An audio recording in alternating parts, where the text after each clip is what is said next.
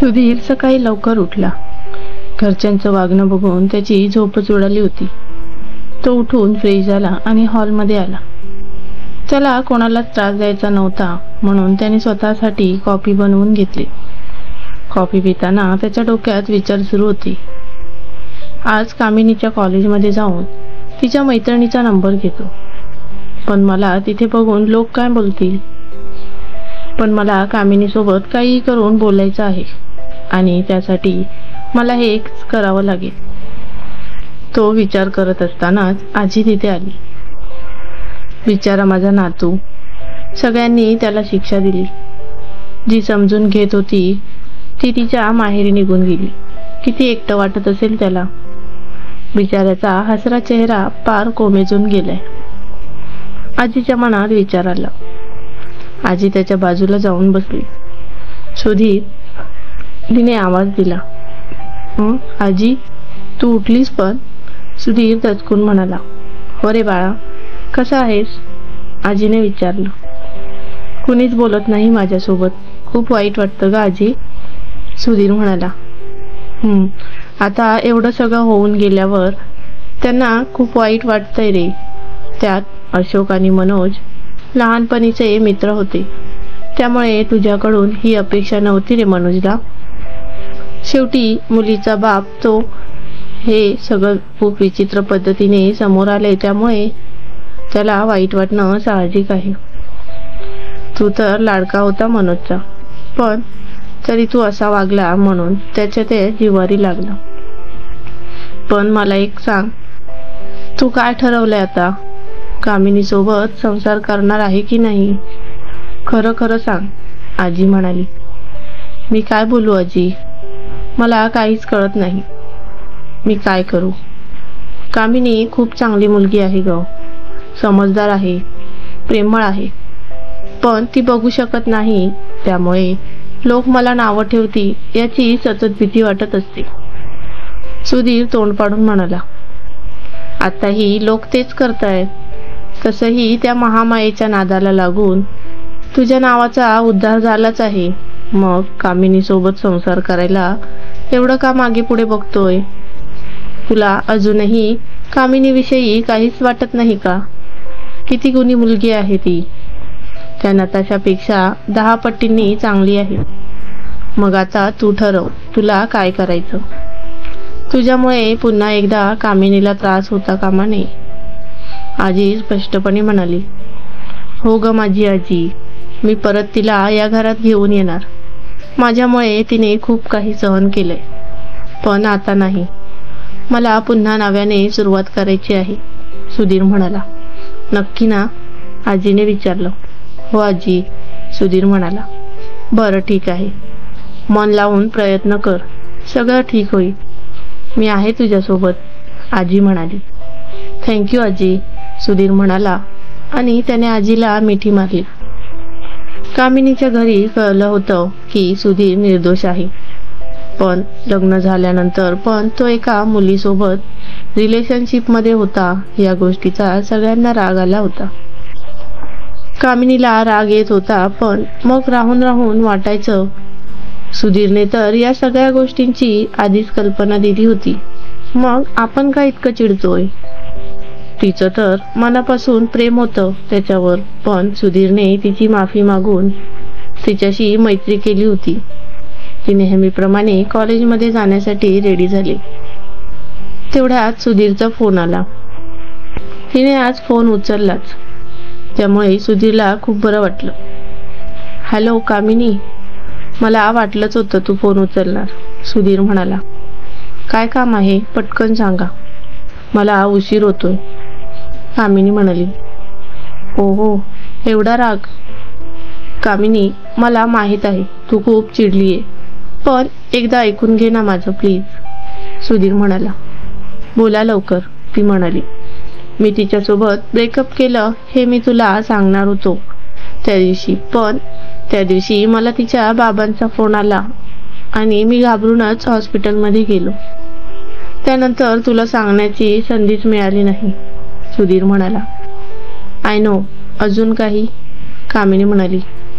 मी तुला बायको म्हणून स्वीकारायला तयार नाही हे मी तुला आधी सांगितलं होतं. मग तरीही तू एवढी का चिडलीये? सुधीरने विचारलं. मला नाही आला राग, पण आपलं पुढे जाऊन काहीच होऊ शकत नाही म्हणून मी बोलणं टाळतेय, ती म्हणाली. अच्छा, हे कोण बोललं तुला की आपलं काहीच होऊ शकत नाही? सुधीरने विचारलं. मला माहित आहे, ती म्हणाली. कामिनी, मला असं वाटतं की आपण डिवोर्सचा विषय सोडून द्यावा, सुधीर म्हणाला. हे काय नवीन आता? आपलं ठरलं होतं ना सगळं, मग आता का निर्णय बदलताय? कामिनी म्हणाली. कारण मला माझी चूक कळलीये, सुधीर म्हणाला. त्याने काय होणार आहे? फक्त नवरा बायको असून चालत नाही, नात्यामध्ये आपुलकी आणि प्रेम असावं लागतं, कामिनी म्हणाली. होईल ना मग प्रेम, तरी पण मैत्री तर आहेच आपली, सुधीर म्हणाला. हे कधीच होऊ शकत नाही. उगाच काहीतरी बडबडू नका तुम्ही. तसं पण तुमच्यासारख्या बिझनेसमॅनला माझ्यासोबत संसार करायला जमणार आहे का? मी तर आंधी आहे ना, कामिनी म्हणाली. सॉरी यार कामिनी, का स्वतःला कमी समजत आहे तू? सुधीर म्हणाला. कारनामे तुम्ही केले, पण टोमणे तर मला ऐकून घ्यावे लागले ना.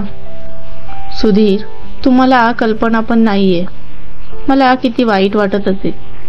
रोज काही ना काही ऐकून घ्यावं लागतं. तुम्ही प्लीज हा विषय सोडून द्या. It hurts me a lot, Kamini म्हणाली. यार कामिनी, प्लीज एक संधी दे ना मला. तू मैत्रीण आहेस ना माझी. तू नाही तर कोण समजून घेणार मला? मैत्री ही प्रेमाची पहिली पायरी असते. प्लीज एक संधी दे मला, सुधीर म्हणाला. तुम्ही माझ्यासोबत परत तसे वागणार नाही हे कशावरून? तिने विचारलं. आई शपथ, मी परत असं वागणार नाही कामिनी. Give me a chance. चुका या माणसाकडूनच घडतात ना, सुधीर म्हणाला. मी चान्स देऊन काय होणार आहे?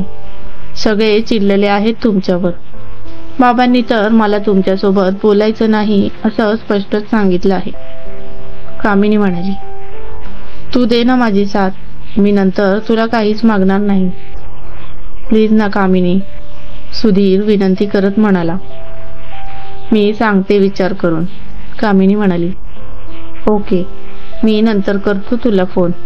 तुला उशीर होईल ना, सुधीर म्हणाला. बाय, ती म्हणाली. ओके बाय, तो म्हणाला आणि त्याने फोन ठेवला. कामिनी काय उत्तर देईल याचं त्याला टेन्शन आलं. कामिनीही कॉलेजमध्ये जाण्यासाठी बाबांसोबत निघाली. लंच ब्रेकमध्ये कामिनी आणि तिचा ग्रुप टिफिन खायला बसला. पूजा म्हणाली. कामिनी, सुधीर जीजूंना तर जामीन मिळाला ग, ते तर निर्दोष आहेत. आय नो, कामिनी म्हणाली. म्हणजे तुला हे सगळं माहीत होतं का? पूजाने विचारलं. हो, ते निर्दोष आहेत हे माहीत होतं मला. त्यांच्या मनाविरुद्ध लग्न झालं म्हणून ते नताशासोबत राहत होते, पण नंतर त्यांनी तिच्यासोबत ब्रेकअप केलं. ते तिच्यासोबत रिलेशनशिपमध्ये होते यात त्यांचा दोष नव्हता पूर्णपणे. सगळं परिस्थितीनुसार घडत गेलं, कामिनी म्हणाली. ओके, मग आता तू काय करायचं ठरवलं आहे? तुम्ही काडीमोड घेणार का? अमृता म्हणाली. नाही ग, असे काही नाही. ते जरी असं वागले असले तरी त्यांना चूक लक्षात आली आहे त्यांची. आता जे काही होईल ते नीट विचार करूनच होईल, कामिनी म्हणाली. ओके, अमृता म्हणाली. कामिनी, मैत्रीण म्हणून एक सजेस्ट करते. तू त्यांना एक संधी दिली पाहिजे. त्यांचा स्वभाव खूप चांगला आहे ग. चूक तर झाली आहे त्यांच्या हातून, पण जर ते ती चूक सुधारायला तयार असतील तर तू संधी द्यायला काहीच हरकत नाही. You are very lucky that your husband is businessman. आणि तुझे सासरचे लोक पण खूप सपोर्ट करतात तुला. नाहीतर सासरी गेलं की मुलीला चूल आणि मूल यापर्यंतच मर्यादित ठेवण्याचा प्रयत्न केला जातो. तुझ्या बाबतीत असं काहीच झालं नाही, त्यामुळे विचार करून निर्णय घे. पूजा तिला समजावत म्हणाली. हो, विचार करूनच निर्णय घेईन मी, कामिनी म्हणाली. नंतर सगळ्यांनी टिफिन संपवला आणि लेक्चर करण्यासाठी निघून गेले. सुधीर इकडे खूप डिस्टर्ब झाला होता. घडलेल्या प्रकारामुळे एका कंपनीसोबत झालेली डील कॅन्सल झाली. त्या कंपनीच्या लोकांनी डील करण्यास स्पष्ट नकार कळवला. त्यामुळे आज त्याला स्वतःचाच राग येत होता. आधीच बाबांचं ऐकलं असतं तर बरं झालं असतं. आज माझ्यावर ही वेळ आली नसती. या सगळ्या गोष्टी माझ्या करिअरमध्ये अडथळा आणतायत. या नताशामुळे माझं आयुष्य बरबाद झाले, तो मनाशीच पुटपुटला. थोड्या वेळाने तो कंपनीतून बाहेर पडला आणि घरी जाण्यासाठी निघाला. गाडीत सुधीर, रेश्मा आणि साक्षी तिघेही होते, पण कोणीच एकमेकांसोबत बोलत नव्हतं. सगळं व्यवस्थित होईल की नाही याचीच भीती सुधीरला वाटू लागली. संध्याकाळी घरी गेल्यानंतर कामिनी सुधीरच्या बोलण्यावर विचार करत होती.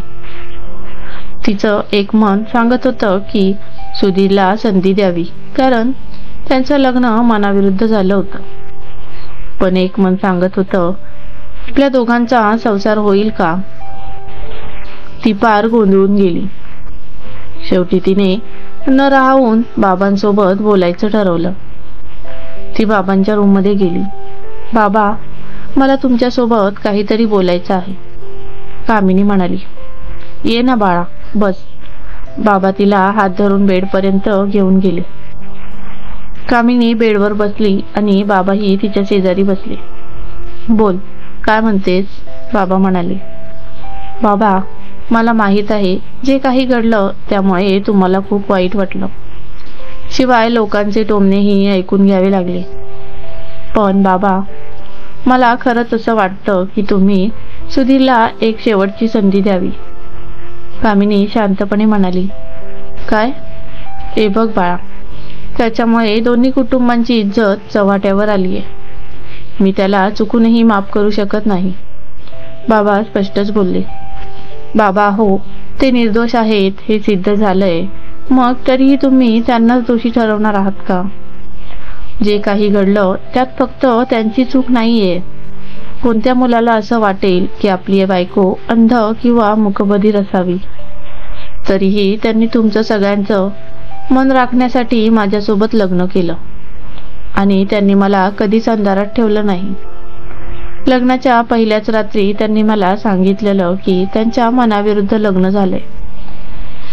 तुम्ही दोघांनी आजीला दिलेल्या वचनपूर्तीसाठी आमचं लग्न लावून दिलं. माझं प्रेम होतं त्यांच्यावर, पण त्यांनी कधीच त्या नजरेने माझ्याकडे पाहिलं नाही. सुधीरच्या बाबांनी जबरदस्ती केली, त्यामुळे त्यांनी लग्न केलं. मग यात त्यांचीच सगळी चूक आहे का. सगळे त्यांना बोलून मोकळे झाले, पण त्यांच्या मनाचा कोणीच विचार केला नाही. सगळे त्यांनाच दोष देत आहेत. ते नताशाला ओळखण्यात ते चुकले, पण चुका या माणसाच्या हातातूनच घडतात ना बाबा. त्यांनाही त्यांची चूक सुधारण्याचा हक्क आहे ना बाबा. सुधीर जर स्वार्थी असते तर त्यांनी माझी माफी का मागितली असती. त्यांच्या होकाराची कितीतरी मुली वाट बघतायत, तरीही ते घरी आले आपल्या सगळ्यांची माफी मागायला. एवढं पुरेसं नाही का. कामिनीने तिची बाजू आडेवेळे न घेता मांडली. बाबा मात्र विचारात पडले. कामिनीला याबाबत कल्पना होती हेच त्यांना आज कळलं होतं. कामिनीच्या बोलण्यावर ते विचार करू लागले. बाळा, मला विचार करायला वेळ हवाय. तू जाऊन आईला मदत कर, बाबा म्हणाले. ठीक आहे बाबा, कामिनी म्हणाली आणि सावकाश चालत रूमच्या बाहेर निघून गेली. बाबा मात्र कामिनीच्या बोलण्यावर विचार करू लागले. सुधीरच्या मूडचे पार 12 वाजले होते. तो रूममध्ये गेला आणि बेडवर बॅग फेकून तसाच बेडवर बसून राहिला. विचार करून करून त्याचं डोकं दुखायला लागलं. काहीच सुधरेना. कधी संपणार आहे सगळं. डोकं फुटेल माझं आता विचार करून, तो मनाशीच बोलला. रेश्मा ही आज खूप चिडली होती. असं वाटत होतं मारावं कुणाला तरी, पण ती करू शकली नसती. तिने पटकन कपडे बदलले आणि फ्रेश होऊन हॉलमध्ये गेली. तिच्या चेहऱ्यावरून स्पष्ट दिसत होतं की तिला कशाचा तरी राग आलाय. रेश्मा, काय झालं? खूप शांत दिसते आज, आजी म्हणाली. काही नाही ग आजी, वर्कलोडमुळे थकवा आलाय, रेश्मा म्हणाली. नक्की ना? आजीने परत विचारलं. हो, रेश्मा म्हणाली. रेश्मा, तू पण सुधीर सोबत अबोला धरला का? आजीने विचारलं. आजी, तुला या प्रश्नाचं उत्तर माहीत आहे, रेश्मा म्हणाली. अगं, तू बहीण आहेस की वैरी? किती दिवसांपासून बोलत नाहीये तू त्याच्यासोबत. अगं, भाऊ आहे तो तुझा, तू समजून घेतलं पाहिजे त्याला. तू चुकला, पण त्याला पश्चाताप झालाय ना, मग तरी पण का बोला धरलाय? अशाने ना त्याच्या डोक्यावर परिणाम होईल. मूर्खासारखे वागताय सगळे. परमेश्वरा, हे सगळं बघायच्या आधीच तू का नाही घेऊन गेला मला? आजी म्हणाली. आजी, अगं काहीही काय बोलते तू? त्याच्या काळजीपोटीच करतोय ना आम्ही हे सगळं, रेश्मा म्हणाली. अगं पण त्याला परत अर्धशिशीचा त्रास होईल ग, का कळत नाही तुम्हाला? आजी डोळ्यातलं पाणी पुसत म्हणाली. ए यार आजी, तू का रडतीये? तू काही असं ऐकणार नाही. मला अबोला सोडावाच लागेल वाटतं, रेश्मा म्हणाली. तू ठरव बाई तुझं. या म्हातारीकडे दिवसच किती उरले आता, आजी डोळे पुसत म्हणाली. गप ग, 100वा वाढदिवस साजरा करायचा आहे तुझा. इतक्या लवकर नाही जात तू. नातवंडांना पण बघायचं आहे तुला, रेश्मा म्हणाली. तुम्ही सगळे भांडत बसले, मी तर आशाच सोडून दिली आता, आजी म्हणाली. इमोशनल अत्याचार? माय डिअर लवली दादी, बोलते मी तुझ्या नातवासोबत, रेश्मा हसून आजीला मिठी मारत म्हणाली. नक्की ना? आजीने विचारलं. हो आजी, तू नको काळजी करू, रेश्मा म्हणाली. गुणाची माझी पोर, आजी कौतुकाने म्हणाली. दोघीही बोलत असताना बाबा तिथे आले. दोघींनाही असा आनंदात बघून त्यांना आश्चर्य वाटले. अरे वा, काय गप्पा सुरू आहेत? बाबांनी विचारलं. काही नाही बाबा, जनरल गप्पा, रेश्मा म्हणाली. ओके, बाबा म्हणाले. अशोक, मनोज सोबत बोलणं झालं का रे? आजीने विचारलं. नाही ग आई, बाबा म्हणाले. अरे मग कधी बोलणार आहे? आजीने विचारलं. आई, गरम तव्यावर हात ठेवला की हात भाजतो हे तुला चांगलंच माहिती आहे. आणि आता मनोज सध्या खूप रागात आहे, त्यामुळे सध्या त्याला शांत होऊ दे, मग बोलू, बाबा म्हणाले. बरं बाबा, तसंही तू माझं ऐकणार नाही. मनाला वाटलं तेव्हा बोल त्याच्यासोबत, आजी म्हणाली. हो बोलतो, तू काळजी करू नको, बाबा म्हणाले. रेश्मा, जा सुधीरला बोलवून आण. जेवणाची वेळ झालीये तरी अजून रूममध्येच आहे, आजी म्हणाली. हो आजी, रेश्मा म्हणाली आणि सुधीरला बोलावण्यासाठी निघून गेली. रूममध्ये जाऊन बघते तर काय, सुधीर बेडवर झोपलेला होता. केस विस्कटलेले होते आणि शर्ट पण बहुतेक तो रडून रडून झोपला होता. बेडवर बॅग तशीच पडलेली होती. काय अवस्था करून घेतली याने स्वतःची. फ्रेश पण झाला नाही अजून. रेश्मा मनाशीच पुटपुटली आणि त्याला उठवू लागली. सुधीर, ए सुधीर, उठतोय ना? जेवणाची वेळ झालीये, रेश्मा त्याला हलवत म्हणाली. तो डोळे चोळतच उठून बसला. समोर रेश्माला बघून तो चकित झाला. तू का आली इथे? मला भूक नाहीये, सुधीर म्हणाला. भूक नाही म्हणजे? दिवसभर मीटिंग केल्या तरी भूक नाही लागली का तुला? आणि हे काय, अजून चेंज पण नाही केलं? तुझी ना शिस्त बिघडत चाललीये. उठ लवकर आणि फ्रेश हो, रेश्मा म्हणाली. पण तुम्ही सगळे जेवून घ्या, मला भूक नाही, सुधीर म्हणाला. हे काय नवं नाटक सुरू केलं आहे तू आता? तिने विचारलं. नाटक नाहीये, मला खरंच भूक नाहीये, तो म्हणाला. बरं, मग मी सांगते आईला, सुधीर आणि मी जेवणार नाही म्हणून, रेश्मा म्हणाली. हो सांग, सुधीर म्हणाला. सुधीर, बघ बरं का, मी खरंच जेवणार नाही, ती पुन्हा म्हणाली. आता कुठे सुधीरच्या मेंदूची ट्यूब पेटली. काय बोलली तू? परत एकदा बोल, सुधीर म्हणाला. मी जेवणार नाही, ती म्हणाली. सिरियसली? तू माझ्यासाठी उपाशी राहणार? त्याने आनंदून विचारलं. ती म्हणाली. म्हणजे तू मला माफ केलं? Thank you so much Reshma, Sudhir आनंदून म्हणाला. जा फ्रेश हो आता, रेश्मा म्हणाली. हो आलोच, तो म्हणाला आणि टॉवेल घेऊन फ्रेश व्हायला निघून गेला. थोड्या वेळाने सगळ्यांची जेवणं झाली. सुधीरला आज खूप बरं वाटलं, कारण रेश्मा कितीतरी दिवसांनी त्याच्यासोबत बोलली होती.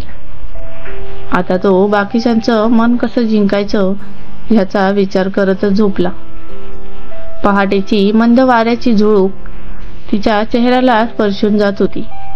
हवेतला गारवा तिला साखर झोपेत घेऊन गेला होता. आज वातावरण वेगळंच काहीतरी भासत होतं. अलार्मच्या आवाजाने तिची झोपमोड झाली आणि ती आळस देत उठून बसली. आज किती थंड वारा वाहतोय, असं वाटतंय की झोपूनच राहावं. पण कॉलेज आहे ना, आवरावं लागेल, कामिनी मनातच बोलली आणि उठून फ्रेश व्हायला निघून गेली. अहो, टिफिनला काय देऊ आज? आईने बाबांना विचारलं.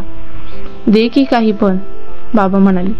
बरं, मेथीची भाजी बनवते, आई म्हणाली आणि किचनमध्ये जाऊ लागली. 1 मिनिट थांब, बाबा आईला म्हणाले. बोला ना, काय झालं? आई म्हणाली.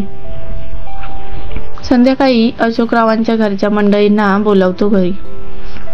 जरा महत्त्वपूर्ण बोलायचं आहे, त्यामुळे त्यांच्यासाठीही स्वयंपाक करा, बाबा म्हणाले. बरं चालेल, पण अहो आता काय बोलायचं आहे? आईने विचारलं. आहे काहीतरी, कळेल संध्याकाळी, बाबा म्हणाले. ठीक आहे, आई म्हणाली. आई किचनमध्ये निघून गेली आणि स्वयंपाकाला लागली. थोड्या वेळाने पवित्राही तिथे आली आणि तिने आईला स्वयंपाकात मदत केली. कामिनी आवरून हॉलमध्ये आली. गुड मॉर्निंग ऑल, कामिनी म्हणाली. गुड मॉर्निंग बहिणाबाई, किशोर तिच्याजवळ जात म्हणाला. तो तिचा हातात हात घेऊन तिला सोफ्याजवळ घेऊन आला आणि दोघेही सोफ्यावर बसले. मग कसं सुरू आहे कॉलेज? किशोरने विचारलं. मस्त सुरू आहे दादा, कामिनी म्हणाली. गुड, किशोर म्हणाला. संगीत क्षेत्र खूप छान आहे रे दादा, मला खूप छान वाटतंय शिकायला, कामिनी म्हणाली. अरे वा, चांगली गोष्ट आहे, किशोर म्हणाला. पवित्रा दोघांसाठी चहा घेऊन आली. दोघांनीही चहा घेतला. नंतर किशोर कामिनीला कॉलेजमध्ये घेऊन गेला. सकाळी सकाळी साक्षीला तिच्या आईचा फोन आला, त्यामुळे तिला जरा आश्चर्यच वाटलं. तिने फोन उचलला. साक्षी, हॅलो, बोल आई. साक्षीची आई म्हणाली. हॅलो, कशी आहेस बाळा? साक्षी, मी बरी आहे, तू कशी आहे? आई म्हणाली. मी पण छान आहे. आणि काय ग, घरचे कसे आहेत?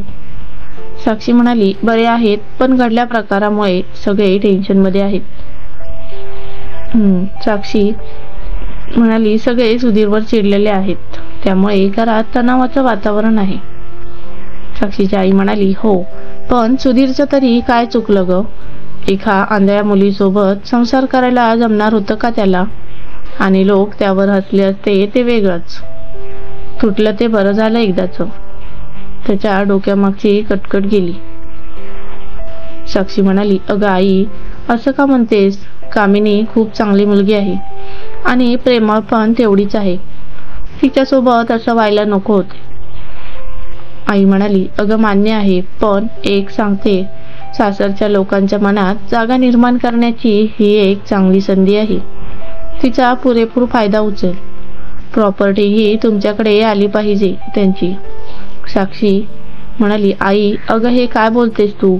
आई बाबा कधीच दुजाभाव करत नाहीत. मला मनात जागा निर्माण करण्याची गरजच पडणार नाही, त्यामुळे नको काळजी करू. आई म्हणाली, तू काही माझं ऐकणार नाही. बोलून उपयोग नाही. असो, मी ठेवते फोन. तुलाही कामं असतील ना? साक्षी हो म्हणाली. आईनेही चल बाय, नंतर बोलते साक्षीने म्हणून साक्षीने फोन ठेवला. साक्षीचं फोनवरचं बोलणं चैतन्याच्या कानावर पडलं होतं. त्याने विचारलं, काय ग, काय बोलत होत्या सासूबाई? काही नाही, साक्षी म्हणाली. नक्की ना? त्याने विचारलं. हो, ती म्हणाली आणि रूमच्या बाहेर गेली. सासूबाईंनी साक्षीच्या कानात काही भरू नये म्हणजे मिळवलं. चैतन्य मनातच बोलला. अशोकरावांना मनोजरावांचा फोन आला. आता अजून काय झालं असेल असा विचार अशोकरावांच्या मनात आला. तरी पण त्यांनी फोन उचलला. हॅलो, नमस्कार मनोजराव. सुधीरचे बाबा अशोकराव म्हणाले. नमस्कार, फ्री आहात का? कामिनीचे बाबा मनोजराव म्हणाले. हो, बोला ना, सुधीरचे बाबा म्हणाले. आज संध्याकाळी तुम्ही सगळ्यांनी घरी या. एका महत्त्वपूर्ण विषयावर बोलायचं आहे, कामिनीचे बाबा म्हणाले. अच्छा, चालेल, पण कशाबद्दल बोलायचे आहे? सुधीरच्या बाबांनी विचारलं. कामिनी आणि तुमच्या मुलाबद्दल, कामिनीचे बाबा म्हणाले. बरं, येऊ आम्ही, सुधीरचे बाबा म्हणाले. ठीक आहे, बोलू संध्याकाळी, कामिनीचे बाबा म्हणाले आणि त्यांनी फोन ठेवला.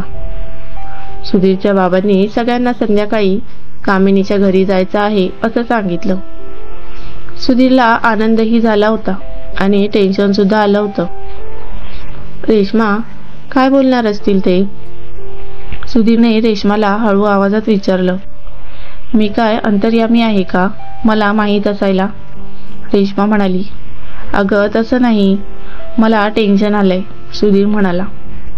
ओहो, दुसऱ्यांना टेन्शन देणारा तू, तुला कसलं टेन्शन येतंय? रेश्मा हसून म्हणाली. का, मी माणूस नाही का? सुधीरने विचारलं. नाही, जनावर आहेस, रेश्मा म्हणाली. व्हॉट रबिश, मी काय हल्ला केला का कोणावर? सुधीर म्हणाला. हल्ला नाही, पण मनावर हल्ला नक्कीच करतो, रेश्मा म्हणाली. ए या रेश्मा, नको ना अशी बोलत जाऊ, सुधीर म्हणाला. एका अटीवर, रेश्मा म्हणाली. आता काय? तो म्हणाला. कामिनीला या घरात तुझी बायको म्हणून घेऊन यायचं, रेश्मा म्हणाली. एवढंच ना? मी नक्कीच प्रयत्न करेन, सुधीर म्हणाला. प्रयत्न नाही, तिला घरी आणावंच लागणार, नाहीतर मी लग्न करणार नाही, रेश्मा म्हणाली. ओ, तसं सचिनला सांगतो मग, तो ताटकळत बसणार नाही, सुधीर मुद्दाम चिडवत म्हणाला. गप्प बस, मार देईन मी, ती म्हणाली. अगं खरंच, त्याची पर्सनल असिस्टंट स्मिता नाही का, ती आधीच फिदा आहे त्याच्यावर. तो बोलला होता मला ती खूप भारी आहे आणि प्रेमळ पण. ती सोबत असली की त्याला तुझी आठवण येत नाही. सुधीर खोटं खोटं सांगू लागला. पण रेश्माच्या चेहऱ्यावरचे हावभाव चांगलेच बदलले होते. तिला खूप राग येत होता. तू खरं बोलतोय का हे? तिने डोळे बारीक करून विचारलं. हो, तू हवं तर फोन करून विचार त्याला, सुधीर म्हणाला. हे जर खरं असेल ना, तर मग आता त्याची काही खैर नाही.